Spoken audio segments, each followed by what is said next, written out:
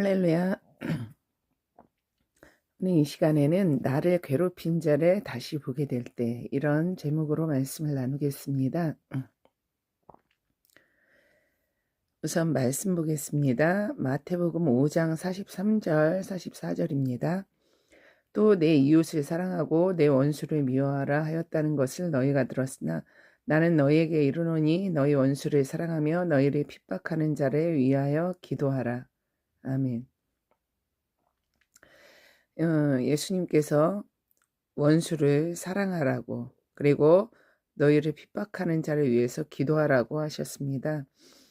근데 이 말씀이 아시다시피 상당히 지키기 힘든 말씀이죠.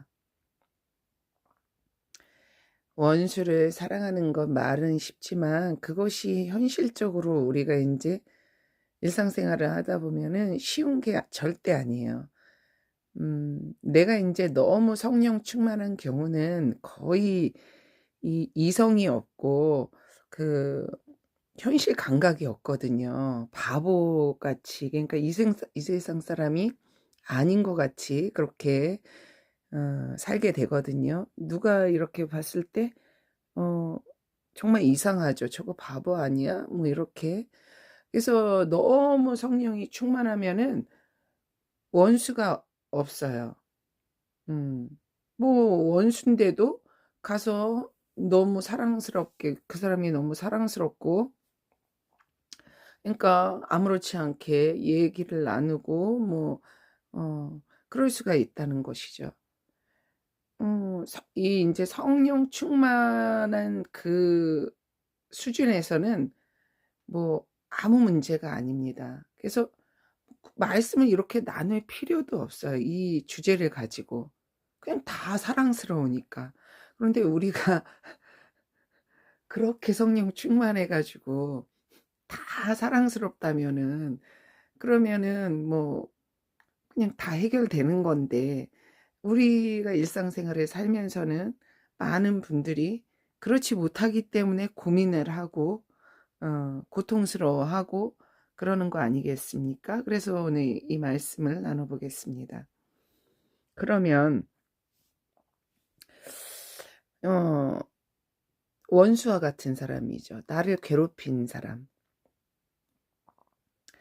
그런 사람을 다시 이제 또 만나게 됐다. 그럴 경우에 어떻게 해야 되냐? 나는 그렇게 성령 충만하지 않다. 좀 충만한 편인데 그 기억은 난다. 여기서 이제 한 단계 더 나가서 그 사람이 너무 밉다. 이러면 문제가 이제 심각한 건데,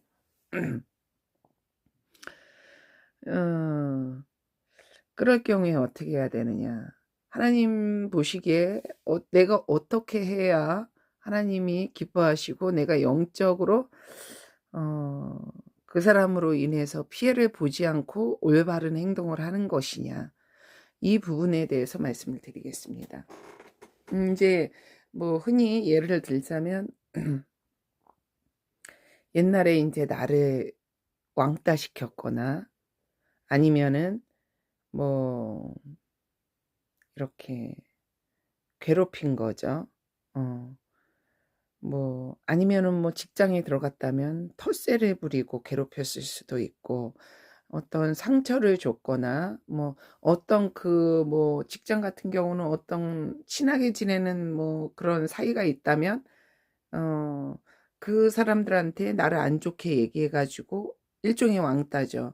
괴롭혔다든가, 못된 짓을 했다든가, 아니면은 본인보다 내가 이렇게 지금 더 나은 위치에 있기 때문에 그 불만을 가지고 이렇게 못되게 굴었다든가, 여러 가지가 있겠죠. 그 반대일 수도 있고. 그런데 어느 날 예를 들자면 집 근처 마트를 갔는데 나를 괴롭힌 사람이 그 마트 직원으로, 캐시어로 일을 하고 있는 거예요. 만나게 된 거예요. 그러면은 내가 그 집 앞에 있으니까 나는 그 마트를 가야 되는데 계속 만나게 되잖아요. 근데 뭐 세월이 많이 흘렀다면 그 사람인 것 같은데 이런 느낌만 있을 수도 있고, 아니면 얼마 안 지났다면 알아볼 수 있겠죠. 아, 그 사람이네. 이럴 수 있겠죠. 그러면 서로 이렇게 아는 척하기 애매한 거죠. 이게 이제 뭐 예전에 봤던 사람을 다시 만나게 됐을 때 친한 사이면 너무 반갑고 좋은 거죠. 더 말할 필요도 없는 거죠. 그런데 애매한 관계 있잖아요. 친하지도 않았고 그런 경우 서로 이제 아는 척하기 애매한 경우 있고, 또 나를 괴롭혀서 정말 나는 잊고 지냈는데 그 사람이네? 이런 경우 있을 수 있잖아요. 그러면 그렇게 계속 다시 보게 돼요. 아니면 직장을 내가 들어갔어요. 근데 옛날에 원수 같았던 날 괴롭힌 사람이 거기 있는 거예요. 그럼 이 직장을 그 사람 때문에 안 다닐 수도 없고, 음, 그런 거죠.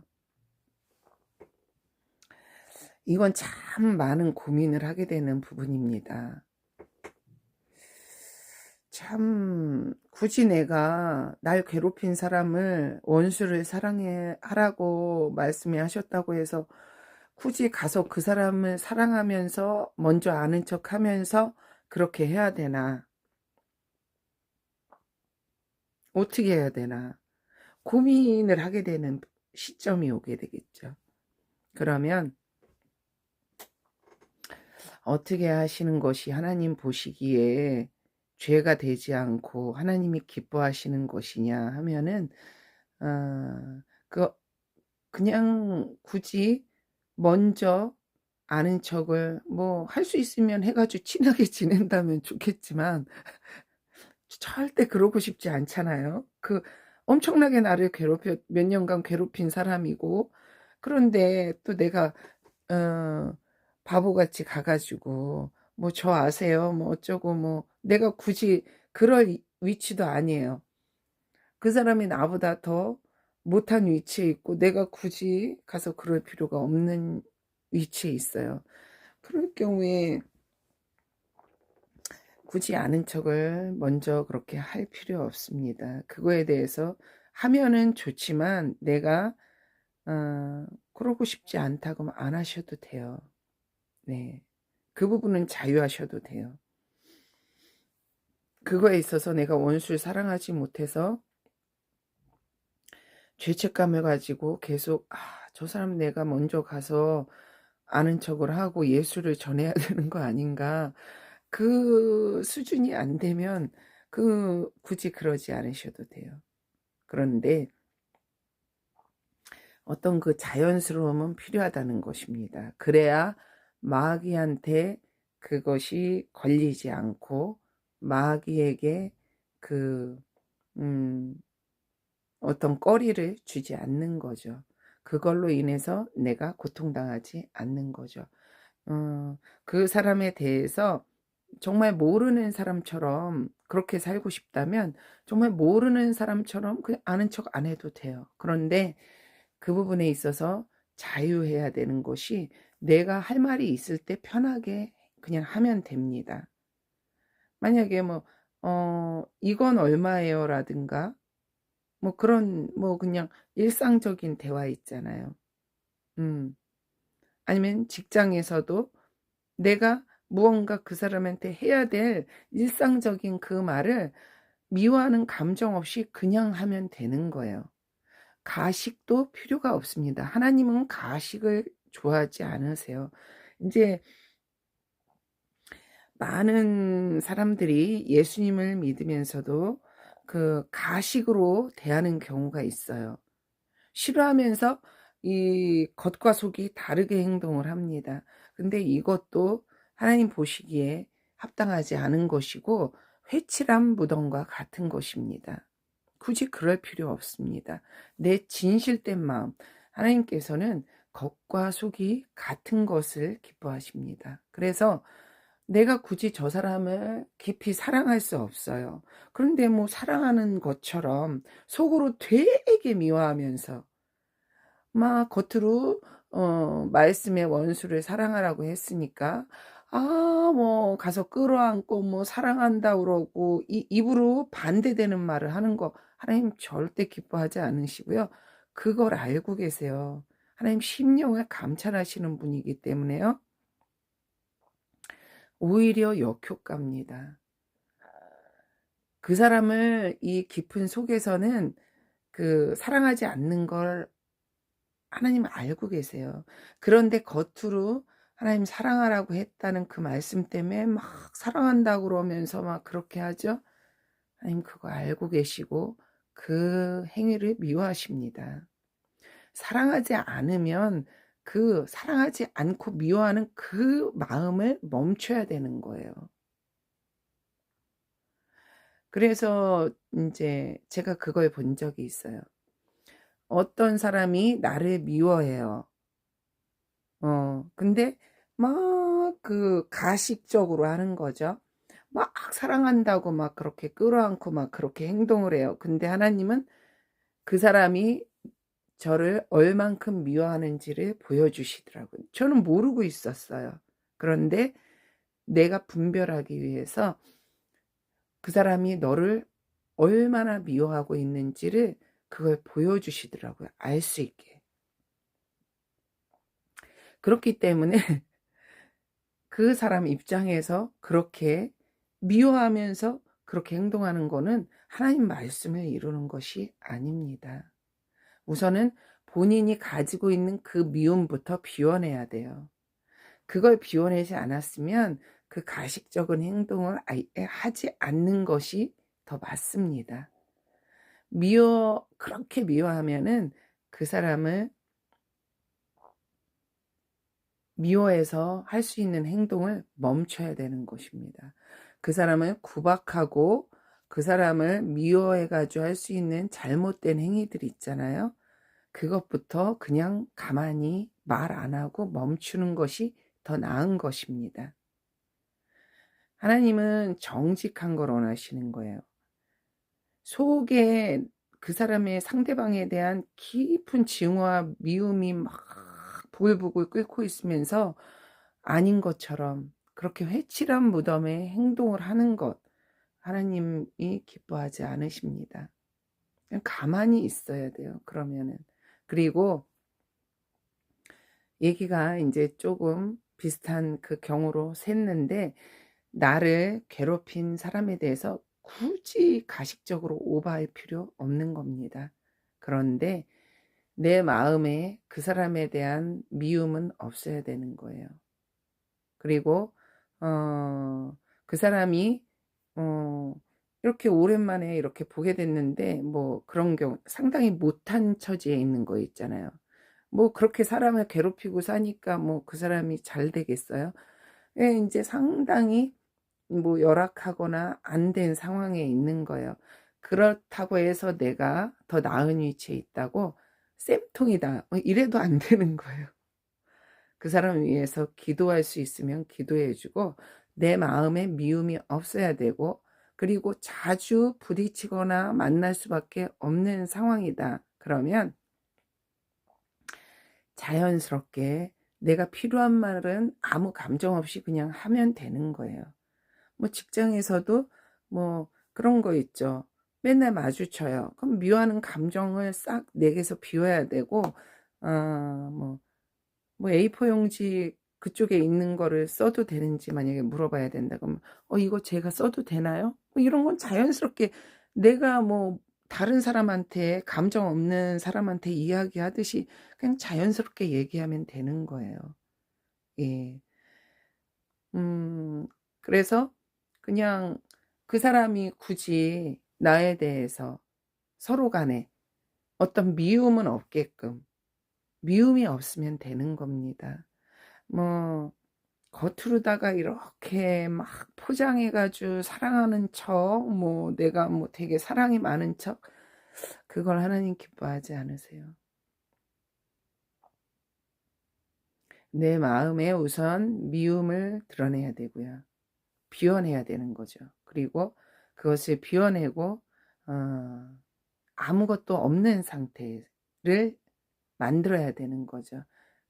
뭐 그런 상태가 아니면 굳이 할 말이 없는데 가서 얘기할 필요도 없고, 그리고 뭐 같이 얘기를 뭐 안 한다고 해서 죄책감을 가지실 필요도 없습니다. 하지만 뭐 하나님은 자연스럽게 대화하는 것을 기뻐하세요.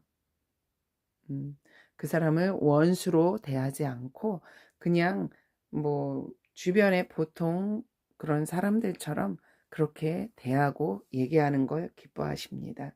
그리고 인제 뭐 서로가 이렇게 기억이 나고, 이거 인제 서로 인제 이게 그 사람인가 심증은 있는데 인제 서로 확인이 안 됐을 경우고요. 그리고 서로 알아요, 누군지. 뭐 얼마 안 됐어요, 다시 보게 된 지. 그럼 서로 알잖아요, 그 사람 서로 누군지. 그러면 정말 그 사람을 마주치기 힘들다 하면은 그 자리를 피해서 안 가야 되고요. 그리고 거기에 가야 된다, 아니면 꼭 만나야 된다 그러면